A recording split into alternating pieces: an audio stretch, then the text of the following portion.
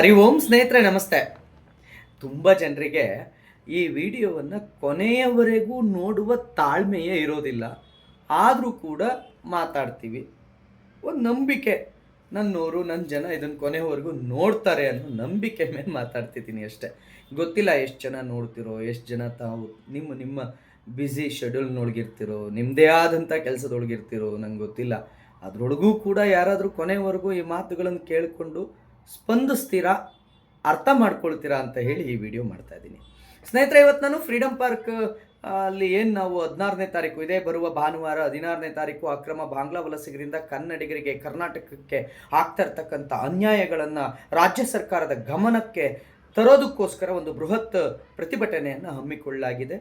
ನಾಡ ಉಳಿವಿಗಾಗಿ ನಡೆದು ಬಾ ಅಂತ ಹೇಳಿ ನಾವು ಎಲ್ಲರನ್ನು ಕೂಡ ಕರಿತಾ ಇದ್ದೇವೆ. ಈ ಕಾರ್ಯಕ್ರಮಕ್ಕೆ ಅನುಮತಿ ಬೇಕಿತ್ತಲ್ಲ, ಅನುಮತಿ ಪತ್ರ ಬೇಕಲ್ಲ ಪೊಲೀಸರಿಂದ. ಅದಕ್ಕೆ ನಾನು ಹೋಗಿದ್ದೆ, ಕುಳಿತುಕೊಂಡೆ, ಅನುಮತಿ ಪತ್ರವನ್ನು ಇಸ್ಕೊಂಡೆ. ನನಗೆ ಕೊನೆಗೂ ಅನುಮತಿ ಪತ್ರ ಸಿಕ್ತು. ಇದಕ್ಕೆ ಹರಸಾಹಸವನ್ನು ಪಡಬೇಕಾಯಿತು ಈ ಒಂದು ಅನುಮತಿ ಪತ್ರವನ್ನು ತೆಗೆದುಕೊಳ್ಳಲಿಕ್ಕೆ. ಯಾಕೆ ಅಂತಂದರೆ ನಮಗೆ ಕೊಡೋದೇ ಇಲ್ಲ, ಸಾಮಾನ್ಯವಾಗಿ ನಮಗೆ ಕೊಡೋದೇ ಇಲ್ಲ. ಅಂಥದ್ರಲ್ಲಿ ಈ ಅನುಮತಿ ಪತ್ರವನ್ನು ತೊಗೊಂಡಿದ್ದೀವಿ. ಇಷ್ಟೆಲ್ಲ ಸಾಹಸ ಮಾಡಿ ಅನುಮತಿ ಪತ್ರ ತೊಗೋಬೇಕಾದ್ರೆ ಅಲ್ಲೇ ಇದ್ದಂತಹ, ಇದನ್ನು ಯಾವಾಗಲೂ ನೋಡ್ತಿದ್ದಂಥ ಒಬ್ಬ ಸಾಮಾನ್ಯ ಪೊಲೀಸ್, ಅಂದರೆ ದೊಡ್ಡ ಉನ್ನತ ಅಧಿಕಾರಿ ಅಲ್ಲ, ಆತ್ಮೀಯವಾಗಿ ಯಾವಾಗಲೂ ಸಿಕ್ಕಿದಾಗ, ಪುನೀತ್ ಅವರೇ, ನಾನು ಒಬ್ಬ ಹಿಂದೂ, ನನಗೂ ಬಹಳ ನೋವಾಗುತ್ತೆ, ನಿಮ್ಮೆಲ್ಲ ಹೋರಾಟಗಳನ್ನು ನೋಡ್ತಾ ಇರ್ತೀನಿ, ಸದಾಕಾಲ ನನ್ನ ಬೆಂಬಲ ನಿಮಗಿರುತ್ತೆ ಅಂತ ಆಗಾಗ ಕೈ ಸಿಕ್ಕಾಗ ಒಂದು 1000 ರೂಪಾಯಿನೋ, ಪಾಪ ಅವರಿಗೂ ಕಮ್ಮಿನೇ ಸಂಬಳ ಬರೋದು, ಅದರೊಳಗೆ ಅವರು ಎಲ್ಲವನ್ನು ಮೇಂಟೈನ್ ಮಾಡಿ ಕೊಡಬೇಕು. 500,000 ಸಿಕ್ಕಾಗೆಲ್ಲ ಕೂಡ ನನ್ನ ಕೈಗೆ ಕೊಡುವಂಥ ಒಬ್ಬ ಪ್ರಾಮಾಣಿಕ PC. ಅವ್ರು ಹೇಳಿದ್ರು, ಯಾಕೆ ಇಷ್ಟು ಕಷ್ಟಪಡ್ತೀರಿ ಪುನೀತ್ರೆ? ನಾನು ಸಾವಿರಾರು ಹೋರಾಟಗಳನ್ನು ಫ್ರೀಡಮ್ ಪಾರ್ಕಲ್ಲಿ ನೋಡ್ತಿದ್ದೀನಿ. ಯಾವತ್ತೂ ಕೂಡ ನನ್ನ ಸಮಾಜ ಒಂದು ದೊಡ್ಡ ಮಟ್ಟದಲ್ಲಿ ಬಂದು ರಾಜಕೀಯ ಹೇತರವಾಗಿ ನಿಂತದ್ದನ್ನು ನಾನು ನೋಡಲೇ ಇಲ್ಲ. ಯಾವ ಹೋರಾಟದಲ್ಲೂ ನಾನು ನೋಡಲಿಲ್ಲ.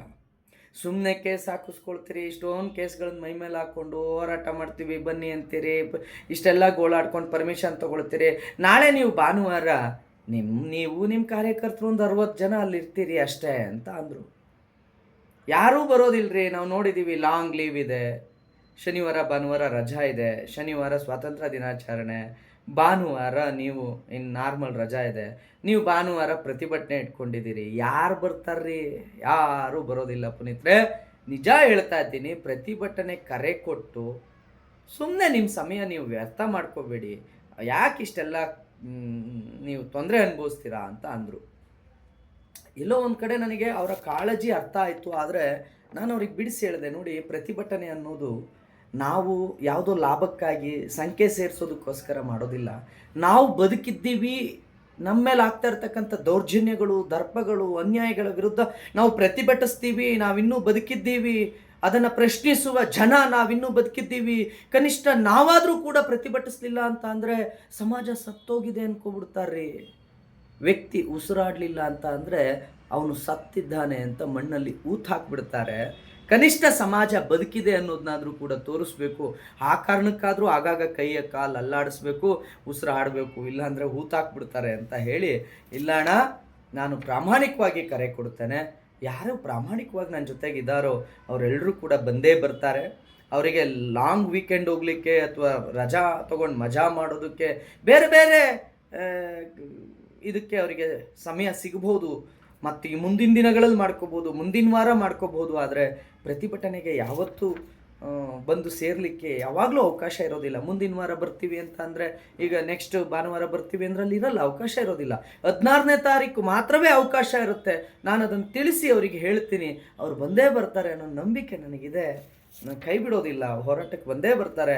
ನನ್ನ ರೀತಿಯೇ ರಾಷ್ಟ್ರಕ್ಕಾಗಿ, ಸಮಾಜಕ್ಕಾಗಿ ಧ್ವನಿ ಎತ್ತಬೇಕು, ನಾಡು ನುಡಿಗಾಗಿ ಧ್ವನಿ ಎತ್ತಬೇಕು. ಕನ್ನಡಿಗರಿಗೆ ಆಗ್ತಾ ಇರ್ತಕ್ಕಂಥ ಅಕ್ರಮ ವಲಸಿಗರಿಂದ ಕನ್ನಡಿಗರ ಮೇಲೆ ಆಗ್ತಾ ಇರ್ತಕ್ಕಂಥ ಈ ಅನ್ಯಾಯ ಏನಿದೆ, ಇದ್ರ ವಿರುದ್ಧ ಪ್ರತಿಭಟಿಸುವ ವ್ಯಕ್ತಿಗಳಿದ್ದಾರೆ, ಬಂದೇ ಬರ್ತಾರೆ ಅಂತ ಹೇಳಿ ಅವರಿಗೆ ಮಾತು ಕೊಟ್ಟು, ಇಲ್ಲ ಬೇಸರ ಮಾಡ್ಕೋಬೇಡಿ, ಈ ಸಲ ನೋಡಿ ನಿಮ್ಮ ಮಾತು ಸುಳ್ಳಾಗುತ್ತೆ, ನಿಮಗೂ ಆನಂದವಾಗುತ್ತೆ ಅಂತ ಹೇಳಿದ್ರೆ ನಿಮಗೆ ಅರ್ಥ ಆಗಲ್ಲ ಬಿಡಿ. ನಾವೆಷ್ಟು ಹೇಳಿದ್ರು ನೀವು ಅರ್ಥ ಮಾಡ್ಕೊಳ್ಳೋದಿಲ್ಲ. ಇದು ಮೂರ್ಖತ್ವದ ಪ್ರಯತ್ನ ಪುನೀತ್, ಬರೋದಿಲ್ಲ ಯಾರು ಅಂತ ಅಂದರು. ನಂಗೆ ಗೊತ್ತಿಲ್ಲ. ನಾನೆಂತೂ ಕರೆ ಕೊಡ್ತಾ ಇದ್ದೇನೆ, ಎಲ್ಲರೂ ಬನ್ನಿ ಅಂತ. ಏನಾಗುತ್ತೆ ಅನ್ನೋದು ನನಗೆ ಗೊತ್ತಿಲ್ಲ. ಆದರೆ ಮೊದಲನೇ ಬಾರಿಗೆ ಇಂಡಿವಿಜುವಲ್ ಆಗಿ ಒಂದು ಹೋರಾಟವನ್ನು ಮಾಡಲೇಬೇಕು ಅಂತ ಹೇಳಿ ತೀರ್ಮಾನ ತಗೊಂಡು ರಾಷ್ಟ್ರ ರಕ್ಷಣಾ ಪಡೆ ಈ ಕರೆಯನ್ನು ಕೊಡ್ತಾ ಇದೆ. ಗೊತ್ತಿಲ್ಲ ನನಗೇನಾಗುತ್ತೆ ಅಂತ. ನನಗೆ ಒಂದೊಂದು ಸಲ ಅನಿಸುತ್ತೆ ಅವ್ರು ಹೇಳಿದ್ದು ನಿಜನಾ ಅಂತ. ನಾನು ಅಂದ್ಕೊಳ್ತೀನಿ ಇಲ್ಲ, ನನ್ನ ಹಿಂದೂ ಸಮಾಜ, ನನ್ನ ನಾಡಿನ ಜನ ಈ ಹೋರಾಟದಲ್ಲಿ ಆಗಿಯೇ ಆಗ್ತಾರೆ. ಏನು ಬೆಳಿಗ್ಗೆ 10 ಗಂಟೆಗೆ ಬಂದು ಮಧ್ಯಾಹ್ನ ತನಕ ಒಂದು ಪ್ರತಿಭಟನೆಯಲ್ಲಿ ಭಾಗವಹಿಸಿ ಸರ್ಕಾರಕ್ಕೆ ನೋಡಿ ಅಕ್ರಮ ಬಾಂಗ್ಲಾ ವಲಸಿಗರ ವಿಚಾರದಲ್ಲಿ ನೀವು ಶೀಘ್ರವಾಗಿ ಅಗತ್ಯ ಕ್ರಮಗಳನ್ನು ಕೈಗೊಳ್ಳಬೇಕು, ಅದಕ್ಕೆ ಬೇಕಾಗಿರೋ ಕಾನೂನನ್ನು ಮಾಡಬೇಕು ಅನ್ನುವ ಆಗ್ರಹವನ್ನು ಮಾಡಿ ಹೋಗ್ತಾರೆ ಅಂತ ನಾನು ನಂಬಿದ್ದೀನಿ. ಗೊತ್ತಿಲ್ಲ, ಆ ವ್ಯಕ್ತಿ ಹೇಳಬೇಕಾದ್ರೆ ನಾಳೆ 16ನೇ ತಾರೀಕು ನಾನಂತೂ ಅಲ್ಲಿದ್ದೇ ಇರ್ತೇನೆ. ನನಗೆ ಹೇಳಿದ ಆ ವ್ಯಕ್ತಿಯೂ ಕೂಡ ಅಲ್ಲೇ ಇರ್ತಾರೆ. ಅವರ ಮಾತು ಸತ್ಯವಾಗುತ್ತೋ ನನ್ನ ಮಾತು ಸತ್ಯವಾಗುತ್ತೋ ಅದು ಭಗವಂತನೇ ಬಲ್ಲ.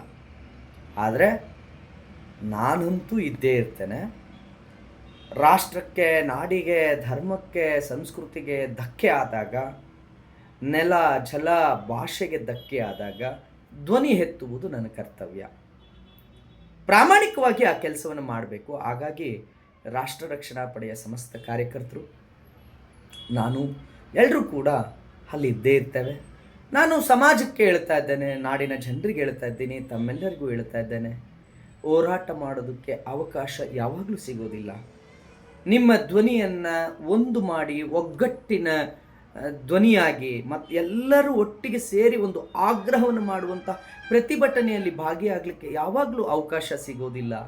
ಅಂಥ ಅವಕಾಶ ಸಿಕ್ಕಾಗ ಅದನ್ನು ಅಲ್ಲಿ ಭಾಗವಹಿಸಿ ನಿಮಗೂ ಕೂಡ ತೃಪ್ತಿ ಇರುತ್ತೆ. ನಾನು ಕೂಡ ಒಂದು ಹೋರಾಟವನ್ನು ನಾಡಿಗಾಗಿ ಮಾಡಿದ್ದೀನಿ ಅಂತ ಹೇಳಿಕೊಳ್ಳಿಕ್ಕೆ.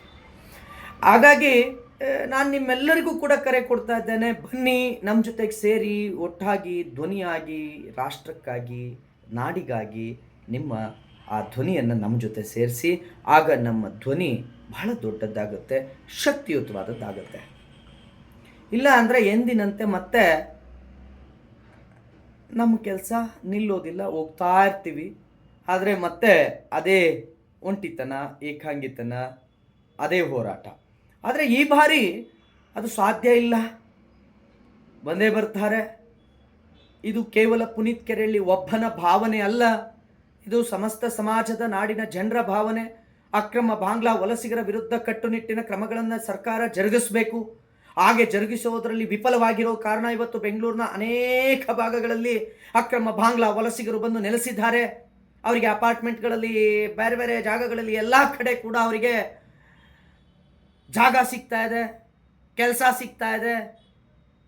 ಆದರೆ ₹1 ತೆರಿಗೆಯನ್ನು ರಾಜ್ಯಕ್ಕೂ ಕಟ್ಟೋದಿಲ್ಲ, ಯಾವುದೇ ರೀತಿ ತೆರಿಗೆ ಕಟ್ಟೋದ್ರಿಲ್ಲ.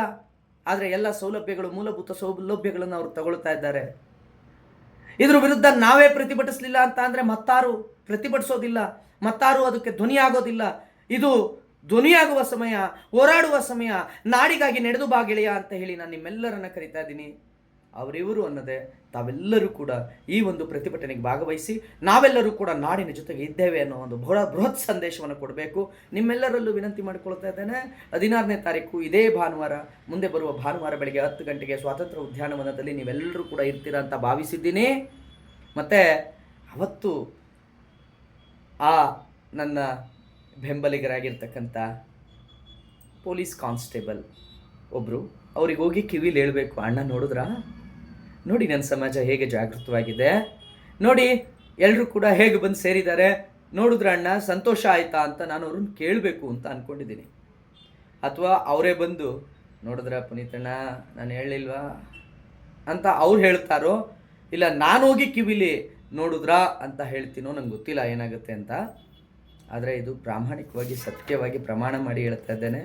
ಈ ಅನುಮತಿ ಪತ್ರವನ್ನು ಇಸ್ಕೊಂಡು ಹೊರಗಡೆ ಬರಬೇಕಾದ್ರೆ ಆ ಪೊಲೀಸ್ ಕಾನ್ಸ್ಟೇಬಲ್ ನನ್ನ ಹತ್ರ ಕರೆದು ಹೇಳಿದ ಮಾತು ನನಗೆ ಒಂದು ಕ್ಷಣ ಬೇಸರ ಅನ್ನಿಸ್ಬಿಡ್ತು. ನಾನು ನೋಡ್ತಾನೇ ಇದ್ದೀನಣ್ಣ, ಅನೇಕ ವರ್ಷಗಳಿಂದ ನೋಡ್ತಾ ಇದ್ದೀನಿ ನಾನು, ಯಾವತ್ತು ಯಾರೂ ಬರೋದಿಲ್ಲ, ನಾನು ನಂಗೆ ಗೊತ್ತಿಲ್ಲ, ಬರ್ತಾರೆ ಅಂತ ನಂಬಿದ್ದೀನಿ, ತಾವೆಲ್ಲರೂ ಬರ್ತೀರಾ ಅಂತ ನಂಬಿದ್ದೀನಿ, ಕಾಯ್ತಾ ಇರ್ತೇನೆ. ಇಷ್ಟು ಉದ್ದದ ವಿಡಿಯೋ ಏನೋ ಗೊತ್ತಿಲ್ಲ, ಶೇರ್ ಮಾಡಿ ಅಂತ ಕೇಳಿಕೊಳ್ತೇನೆ. ಹಂಚಿ ಈ ವಿಚಾರ ಎಲ್ರಿಗೂ ಗೊತ್ತಾಗಲಿ ಅಂತ ಕೇಳಿಕೊಳ್ತೇನೆ. ಯಾರು ಈ ಕೊನೆ ಭಾಗದವರೆಗೂ ನೋಡೋದೇ ಇಲ್ವೇನೋ, ಮಧ್ಯದಲ್ಲೇ ಸ್ಕಿಪ್ ಮಾಡ್ತಾರೇನೋ ಅಂತ ನನ್ನ ಭಾವನೆ. ಬಟ್ ಕೊನೆವರೆಗೂ ನೋಡಿದರೆ ಯಾರಾದರೂ ಈ ವಿಡಿಯೋನ ಶೇರ್ ಮಾಡಿ. ಯಾಕೆ ಅಂತ ಅಂದರೆ ತುಂಬ ಜನರು ಕೊನೆಗೆ ಕೇಳ್ತಾರೆ, ಹೋರಾಟ ಇದ್ದಿದ್ದೇ ನಮಗೆ ಗೊತ್ತಿರಲಿಲ್ಲ ಅಣ್ಣ ಅಂತ. ಹಾಗಾಗಿ ನಾನು ನಿಮ್ಮಲ್ಲಿ ವಿನಂತಿ ಮಾಡಿಕೊಡ್ತಾ ಇದ್ದೇನೆ, ಶೇರ್ ಮಾಡಿ ಎಲ್ಲ ಗುಂಪುಗಳಿಗೆ. ಇದೇ ಭಾನುವಾರ, ಮುಂಬರುವ ಭಾನುವಾರ ಬೆಳಗ್ಗೆ 10 ಗಂಟೆಗೆ ಸ್ವಾತಂತ್ರ್ಯ ಉದ್ಯಾನವನದಲ್ಲಿ ನಾನಂತೂ ಇರ್ತೀನಿ. ನೀವು